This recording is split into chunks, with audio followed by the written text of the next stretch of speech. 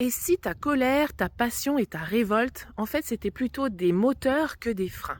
Parce que bien sûr, au départ, tu vas te dire qu'il y a de l'injustice, tu vas te dire que, il y a plein de choses qui ne vont pas dans ce monde, mais finalement, toi, tu bouillonnes en toi et il y a pas d'action derrière, tu n'agis pas, pour que, ça change. Alors évidemment, tu peux choisir l'action extérieure, hein, tu vas aller faire, des manifs, tu vas aller te révolter, tu vas crier, que c'est injuste, tout ça, mais finalement, ça ne changera peut-être pas réellement ce que tu as à l'intérieur de toi. Et c'est ça qui est important.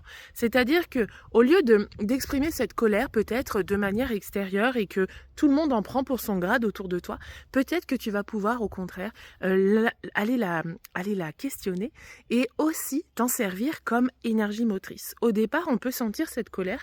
Cette colère, elle va finalement détruire des choses à l'intérieur. Elle va créer un gros désordre intérieur, un désordre mental, un désordre, émotionnel, ça va peut-être te brûler, ça va peut-être, te bloquer quelque chose dans le corps. Mais finalement, pourquoi tu n'utiliserais pas cette colère pour avancer justement? Pour te dire: «Grâce à ça, grâce à cette énergie qui monte en moi, je vais pouvoir faire telle action ou telle action que je ne pouvais pas faire avant».